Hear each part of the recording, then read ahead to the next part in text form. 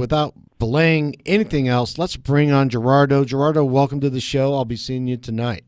Hi, Michael. How's it going? Thanks for the time on the show. I'm looking forward to seeing you tonight. My pleasure. All right, tell us about your guest.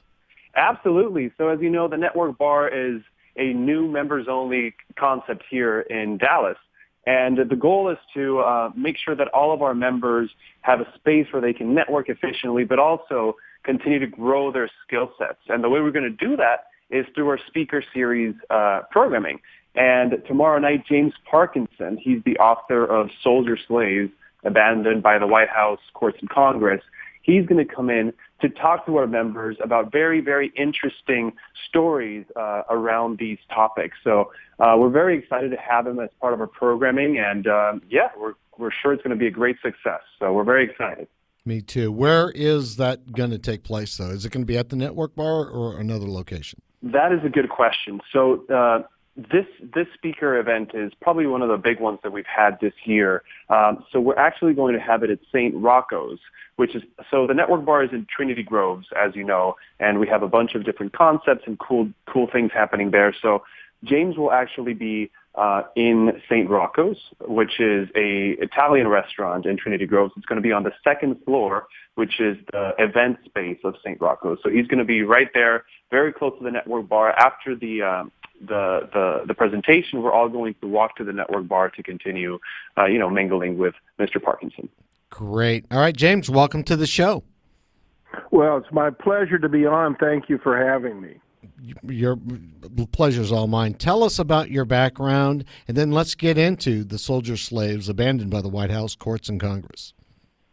For the last 40 years, I've been a plaintiff's attorney in Southern California. I've been lucky enough to be involved in some rather significant cases. I was involved in the national tobacco case many years ago that resulted in the large settlement with tobacco companies. And then I got involved in a case representing the American soldiers who were used as slave labor by Japanese corporations in World War II, a case that went all the way to the Supreme Court. Then we tried to get legislation from Congress. And that's really the basis of my book, Soldier Slaves, that I wrote with Lee Benson, that was first published by the Naval Institute Press, which, as you may or may not know, is on the campus of Annapolis. So that's really the genesis of the story, is the lawsuit on behalf of the American soldiers from World War II. Fascinating story. Now, you've got some nice people who have chipped in on their thoughts on this, like forwarding. Who's forwarding your book? Senator Orrin Hatch and former Senator and former Vice President Joe Biden. And then we were lucky enough to get Tom Brokaw, who did a blurb. He said, quote, "This long overdue story of great courage and great suffering, rewarded with great injustice, should be required reading for every member of Congress.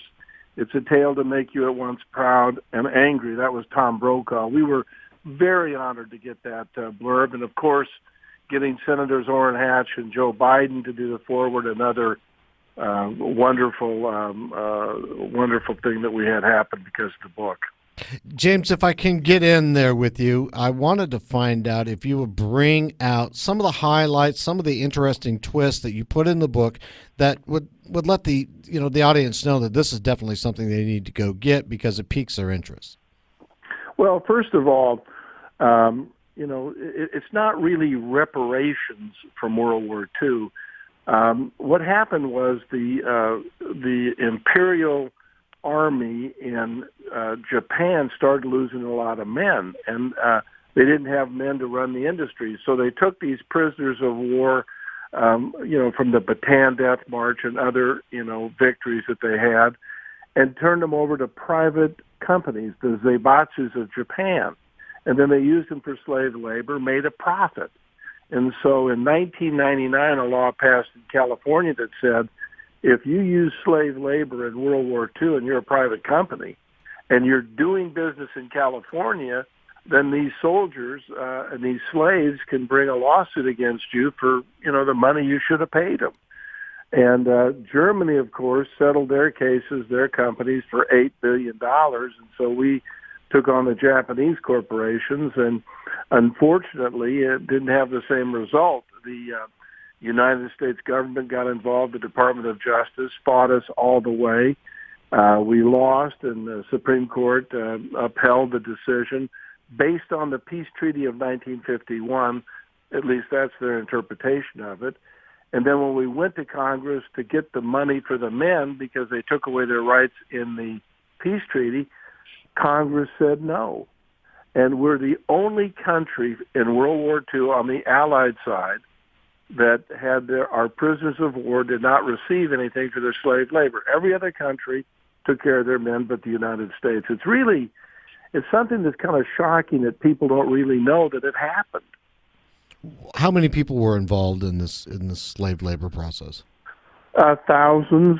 We had 20,000 plus, but the only ones that were alive at the time we brought the lawsuit in 1999 were right around 1,000 plaintiffs that were involved in the class action case and the individual case. I mean, when we filed in Los Angeles, Senator Hatch actually came to the courthouse and was there for the press conference. He and Joe Biden, quite candidly, were the two heroes of the American soldiers, along with Duncan Hunter and Mike Honda, Republican and Democrat. Those are the men that really pushed it. It was President Clinton and President Bush who blocked it, along with Colin Powell, John McCain, and people that would just surprise you that they would try to block these cases by the American soldiers. What were their reasons for blocking it? Well, number one, they said the peace treaty in 1951 with Japan blocked it. Well, that's their reading of it. We read it differently, and so did our treaty experts. Number two, after all these years, you had massive input by the Japanese lobbyists, and they're in Washington, D.C., saying, hey, look, the war's over. We're not going to rehash this thing. We're going forward. And it was purely political at the end. The Japanese weren't about to say they did something wrong. I mean, you can go to Japan today and find memorials to Japanese war heroes. They're not about to say they made a mistake. Right. I got that. Ed's got a question for you. Mr. Parkinson, Ed Baxter, Bison Creek Capital. Quick question here regarding the standing as far as this suit is concerned. When you run a suit like this, I mean, how do you decide who to sue? I mean, you can sue the country, but would it be possible? Wouldn't it have been possible potentially to sue the individual companies that may have been at using this work, were these workers at that particular time? How do you decide who to sue? Oh, we had no problem deciding who to sue. The men were still alive when we brought the lawsuits. They knew exactly who they did the work for, like Nippon Steel, Mitsubishi, the mining companies. We did not sue Japan. Japan was not a defendant. We sued the individual companies because, think of it this way, if somebody came into your house and stole your television, and you said, okay, I want to sue to get the television back, and the television was gone, so you wanted the fair compensation for it. All we were saying is, look, you made money off the backs of these soldiers in World War II. You made money. Okay, we'll pay the soldiers. That was the simple tort that we brought. Nothing complicated about it. It was a law that passed the California legislature in 1999. Surprisingly enough, it was Tom Hayden, no great advocate for the military, who was the sponsor of the bill that allowed this lawsuit to go forward in California. James, I'm going to have to jump in there. We're going to have a hard break here, but I want to thank you for being a guest on our show and look forward to seeing you in the room on day after tomorrow at St. Rocco's. Sir, it's actually tomorrow. It is tomorrow, Wednesday, January 31st, 6:30 p.m. at Trinity Groves. Come. It'll be very interesting. We're going to talk about the network bar. If you're interested in membership, we're going to walk you guys all over there. It's a members-only club. It's open one night only for non-members, so make sure to come by tomorrow at 6:30 p.m. to St. Rocco's at Trinity Groves and start off the night. Thank you, Gerardo. Thank you. Thank you. You're welcome. All right. Segment brought to you by the Network Bar. It's with Michael Yorba on CEO Money segment, and we'll be right back on the other side of this break with Ed Baxter from Bison Creek Capital for the Private Equity Spotlight.